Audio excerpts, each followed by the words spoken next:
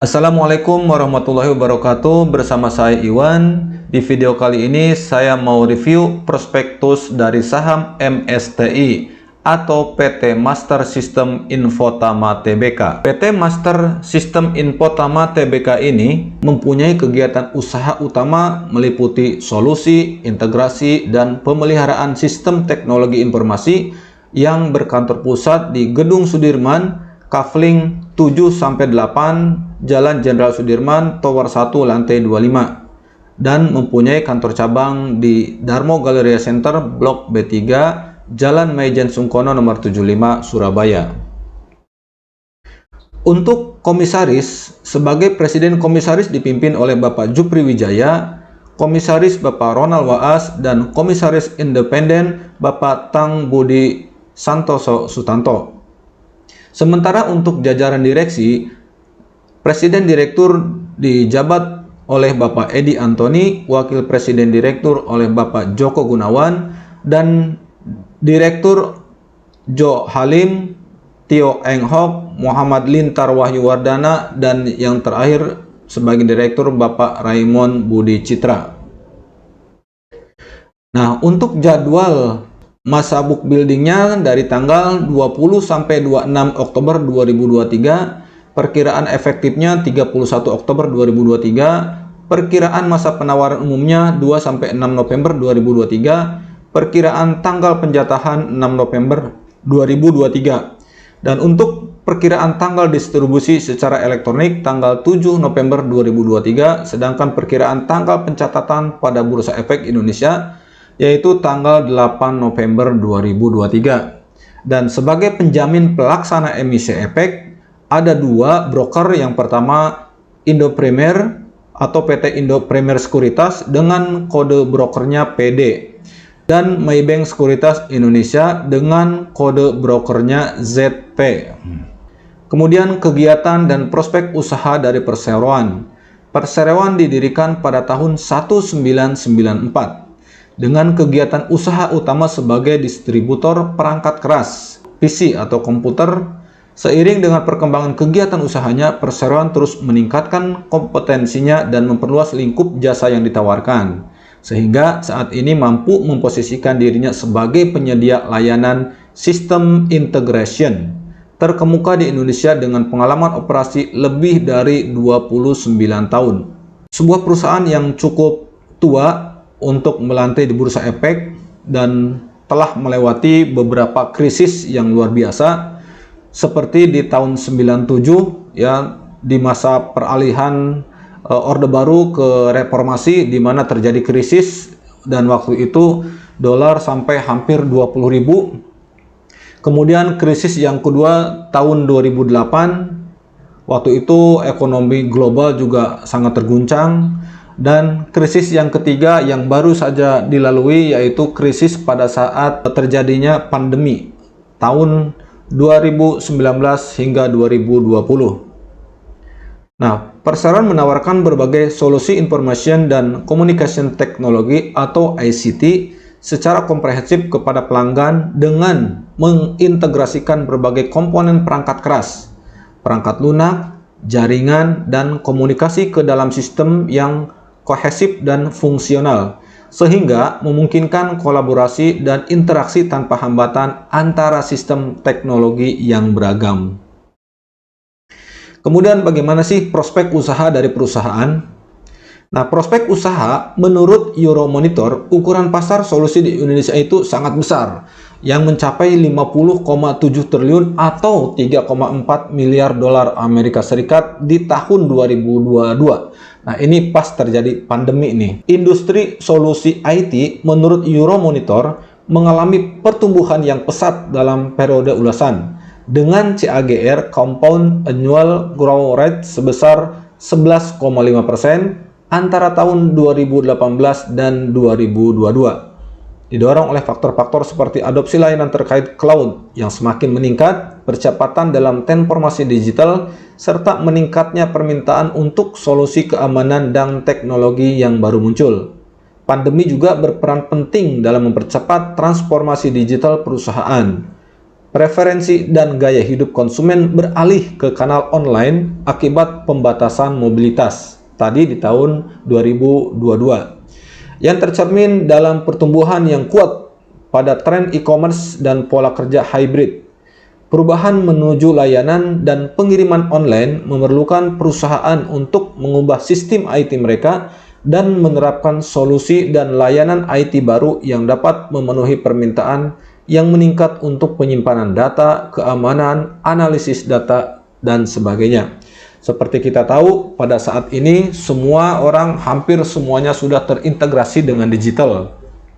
Kita mau pesen barang apapun, hampir semuanya sekarang sudah menggunakan digital. Contoh, kita mau pesan cabai, mau mesen Gojek, mau mesen motor, mau mesen mobil, mau mesen rumah, bahkan mau mesen mall pun ada yang dijual melalui e-commerce. Jadi sekarang orang udah ketergantungan dengan yang namanya digital. Kemudian kita masuk ke rencana penggunaan dana penawaran umum.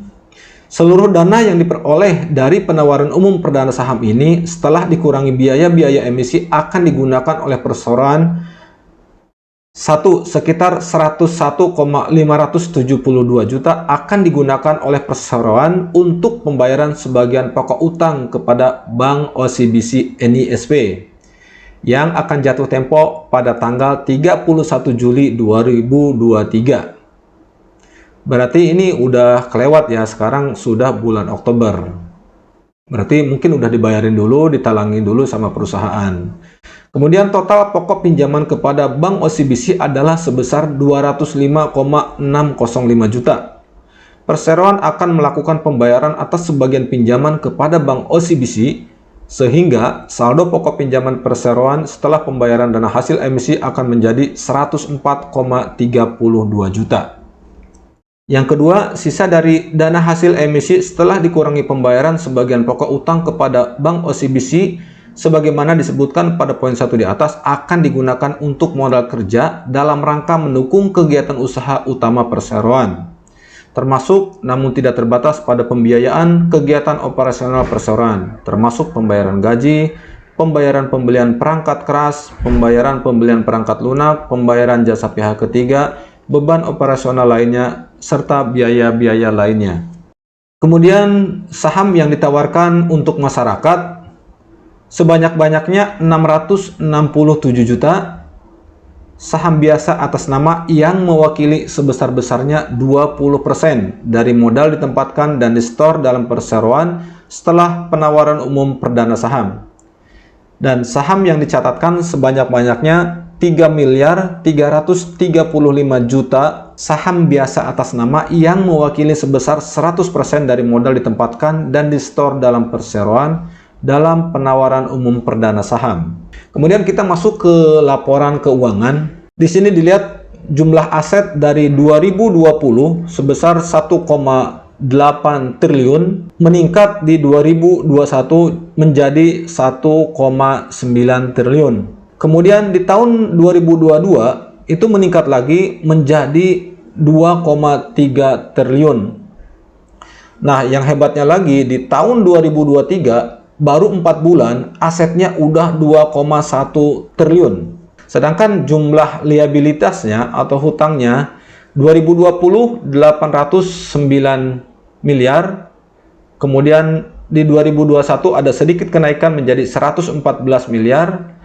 Di 2022 itu ada kenaikan menjadi 1 triliun. Dan di 4 bulan pertama di 2023 menjadi 893. Jadi liabilitasnya memang meningkat mungkin seiring dengan perkembangan usaha. Dan jumlah ekuitasnya setelah aset dikurangi liabilitas yaitu di 2020 menjadi 1 triliun, di 2022 turun sedikit 1 triliun juga, dan di 2022 itu ada kenaikan menjadi 1,2 triliun. Dan di 2023 kenaikannya luar biasa. 4 bulan pertama aja sampai dengan bulan April, jumlah ekuitasnya menjadi 1,282 triliun.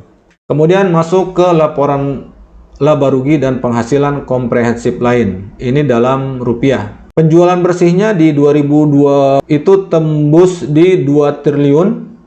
Kemudian 2021-nya naik menjadi 3 triliun. Di 2022 juga naik menjadi 3,5, dan 4 bulan pertama di 2022 dibanding dengan 4 bulan pertama di 2023 itu ada kenaikan. Yang di 2022 4 bulan pertamanya sebesar 639 miliar, sedangkan 4 bulan pertama di 2023 penjualan bersihnya 745 miliar.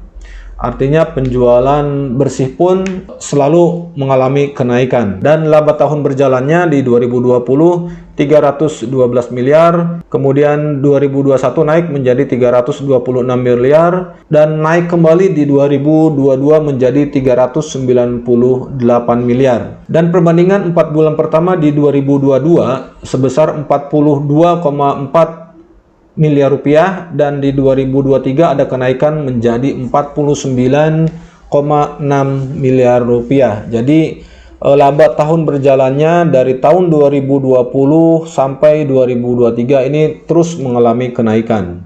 Kemudian tabel berikut menyajikan rincian dan penjualan perseroan dan presentasinya terhadap jumlah penjualan sebagai berikut. Jadi penjualan perusahaan ini ada beberapa item.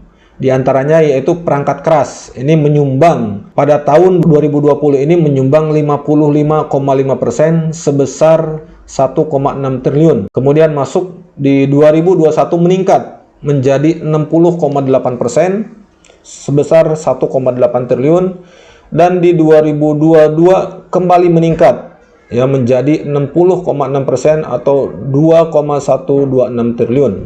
Dan perbandingan 4 bulan pertama di tahun 2022 yaitu sebesar 256,5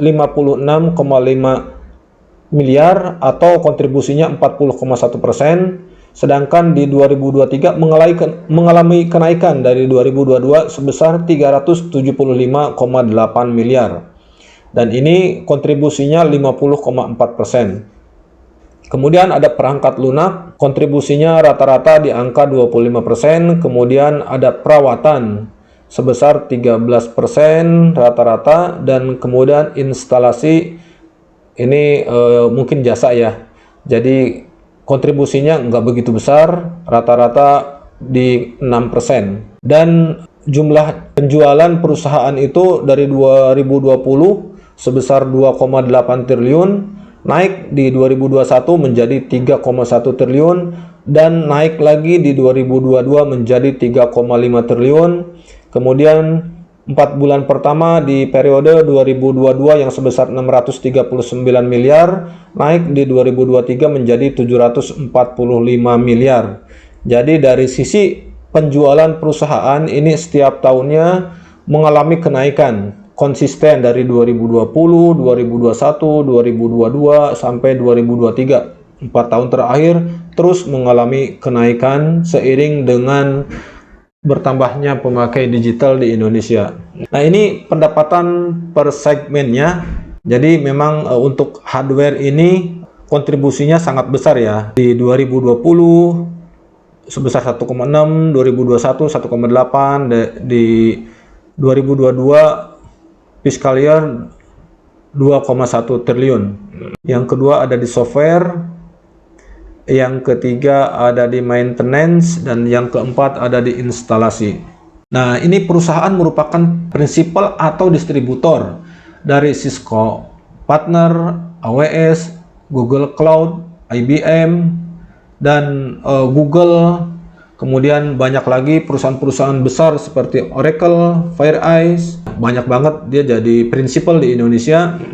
Kemudian master sistemnya dari planning, kemudian ke desain, kemudian ke implementasi dan optimasi, itu dikerjakan semua dari awal sampai selesai, itu dikerjakan sama perusahaan.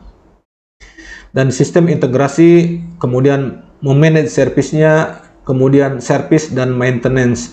Jadi dari awal planning, kemudian desain, kemudian implementasinya dan optimasinya, kemudian maintenance, semua dilakukan perusahaan dari hulu sampai hilir. Dan ini perusahaan yang dikelola atau menjadi customer-nya juga banyak perusahaan-perusahaan besar. Contohnya di bidang financial service itu ada Mandiri, BCA, bahkan Bank Indonesia pun dan IDX serta OJK menjadi customer dari perusahaan. Kemudian di bidang oil dan gas itu ada Pertamina, ada ConocoPhillips, dan di bidang telekomunikasi juga ada Telkom, ada Indosat, ada Telkomsel, Smartfren, XL ya. Jadi Icon Plus. Jadi ini perusahaan-perusahaan besar. Dan di bidang consumer related and others ada AHM, ada Gudang Garam, ada Jarum, ada Sampurna. Dan ini hampir semuanya perusahaan besar yang dikelola sama perusahaan.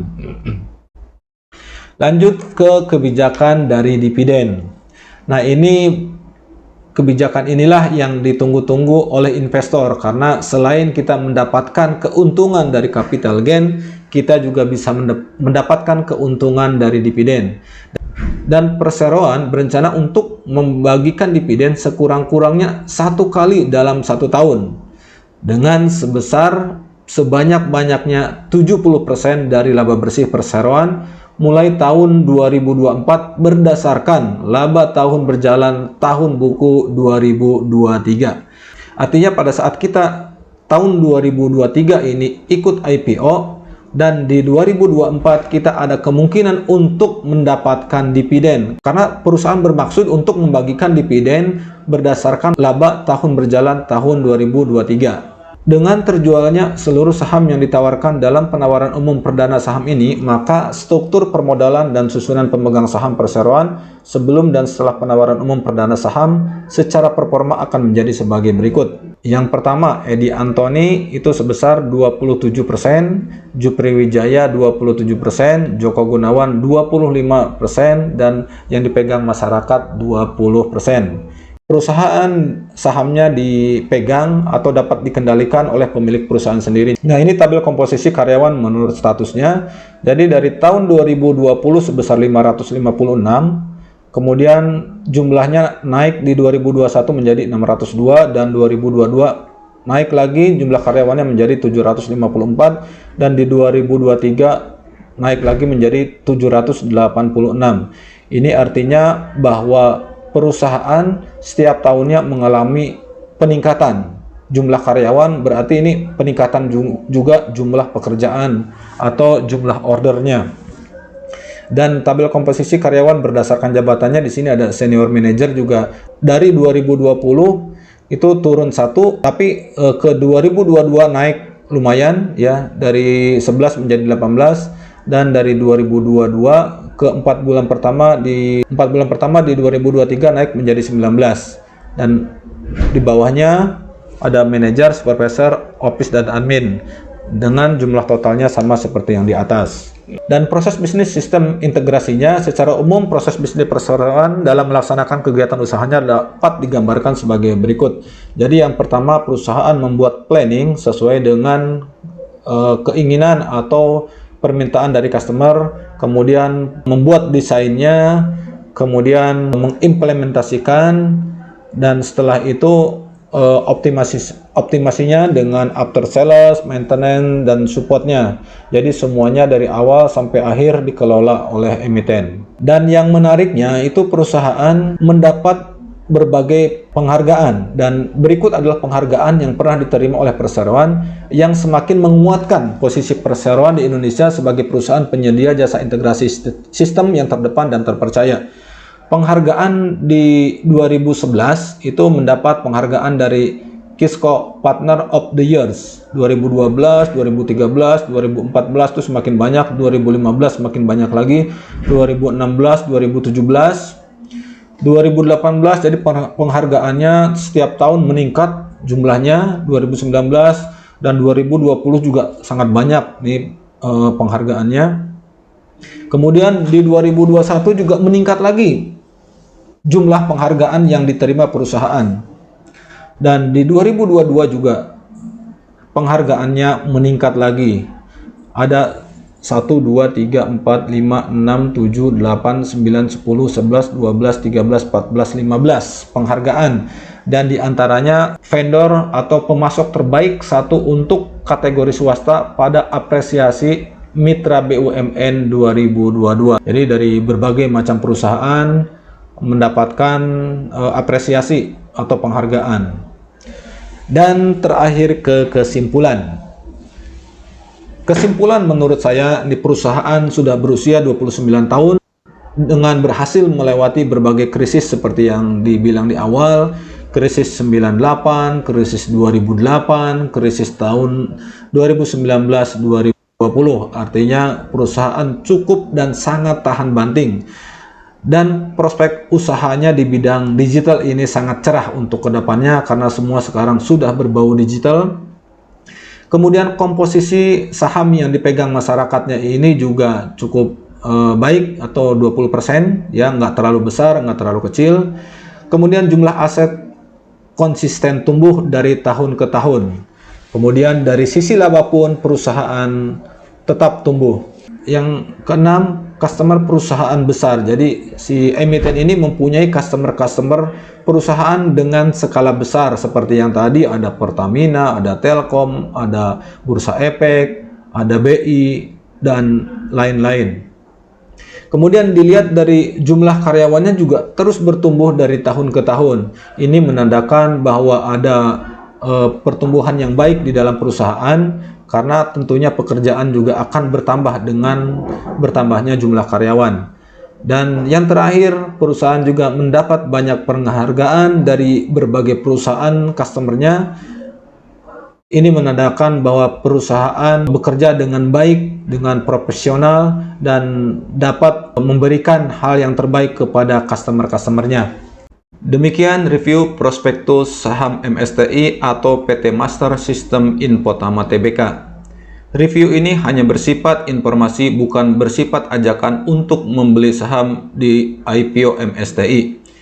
Terima kasih atas segala perhatiannya. Mohon maaf atas segala kekurangannya. Sampai ketemu di video berikutnya. Assalamualaikum warahmatullahi wabarakatuh.